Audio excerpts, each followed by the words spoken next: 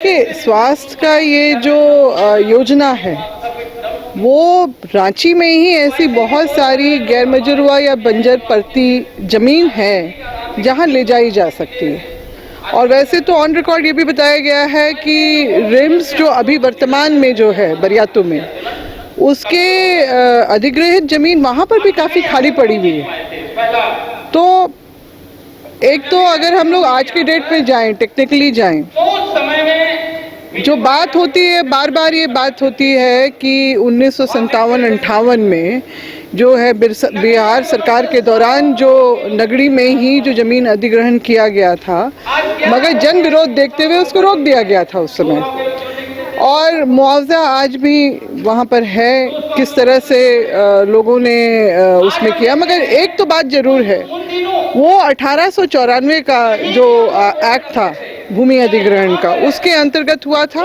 मगर वर्तमान में 2013 का भूमि अधिग्रहण जो अधिनियम जो कानून चल रहा है उसके अंतर्गत तो ना आप कृषि योग्य जमीन का अधिग्रहण कर सकते हैं और ना ही वैसी किसी भी जमीन का अगर आप अधिग्रहण करने के 5 साल के अंदर अंदर अगर उस पर योजना आप शुरू नहीं करते हैं तो वो स्वतः रैयत को वापस हो जाती है। ये कहीं पर भी आपका देश में कहीं पर भी ये लागू है। और हमारे झारखंड में अभी कल ही हम लोग जो गए हुए थे वहाँ मेश्रा का भी जो मामला है, वहाँ भी मैंने यही बात को बोला कि अगर जो ये कानून है, कानून तो सबको मान के चलना है, चाहे वो सरकार हो या अधिकारी हो।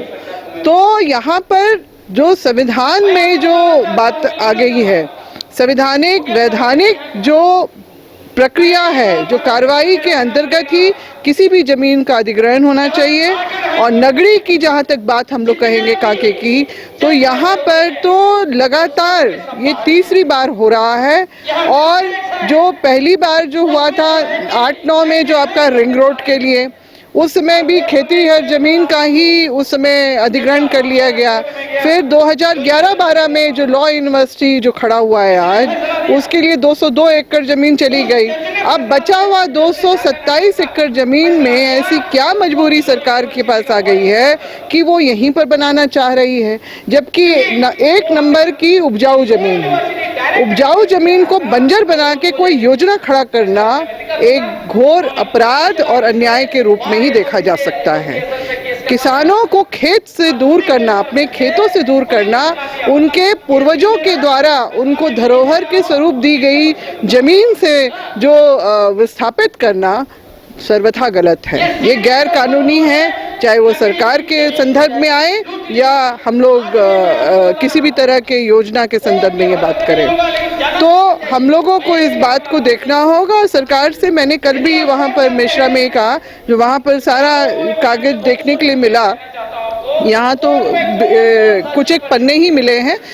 वहाँ पर जो है अभी जो वकील साहब जो बोल रहे थे, तो मैंने कहा नोटिफिकेशन गजट में वो हुआ है कि नहीं, वो भी हम लोगों को देखने की ज़रूरत है।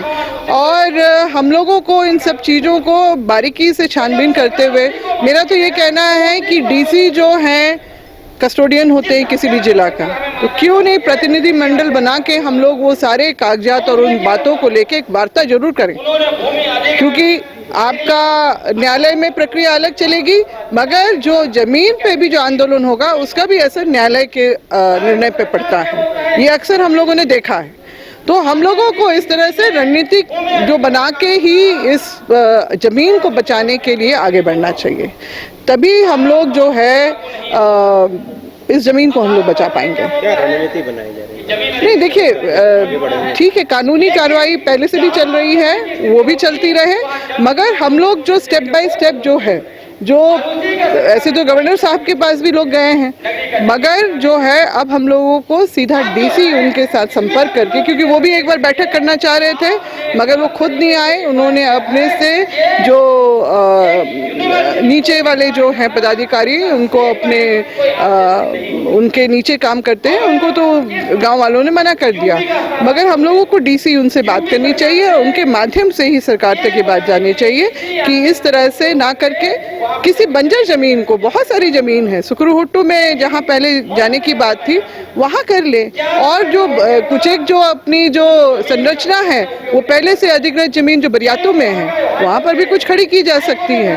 तो इसको जो है यहाँ पर कॉन्सेंट्रेट ना करके जो है डाइवर्ट भी किया जा सकता है, बस सीधी सी बात है। तो अगर उसको तरीके से चला जाए तो मेरे ख्याल से इसका समस्या का समाधान भी निकल सकता है।